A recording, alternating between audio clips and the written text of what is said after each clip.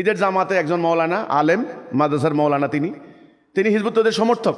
তিনি বললেন ঈদের জামাত আমি করাবো। তো ঠিক আছে, করেন, ভালো কথা। আমরা তো আলেমদেরকে সম্মান দিতে চাই, আমরা তো আলেমদেরকে সামনে রাখতে চাই, এটা আমাদের নীতি। কোনো আলেমকেও বলতে পারবে না হিজবুত তওহীদে আইসা অসম্মানিত হয়েছেন। উনি ঈদের জামাতের ইমামতি করলেন, এটা কি পাপের কাজ হয়েছে? আমার প্রশ্ন।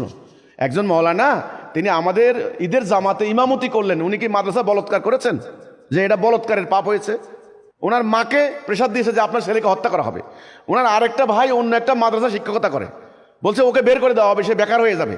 চতুর্দিক থেকে তাকে আক্রমণ চালিয়ে, তাকে ধরে, তার মাকে, তার ভাইকে, তার ফ্যামিলিকে জিম্মি করে, তখন এই লোকটা আমাদেরকে জানিয়েছে যে আমি আজকে অসহায়, আমার পরিবার আজকে অসহায়, হুমকির মুখে, এদের এই সন্ত্রাসের মুখে, এদের এই মবক্রেসির সামনে।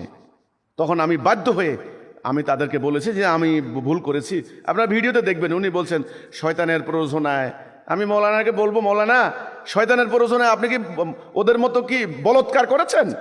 আপনি ইমামতি করেছেন মসজিদের, মানে অর্থাৎ ঈদের নামাজের ইমামতি করেছেন। এভাবে জোর করে, জবরদস্তিতে ইসলাম সমর্থন করে না। আপনাদের এই জবরদস্তির কারণে আজকে ইসলাম বিশ্বের রাষ্ট্র ব্যবস্থা থেকে হারিয়ে গেছে। এই জবরদস্তির কারণে মানুষের জবরদস্তি পছন্দ করে না।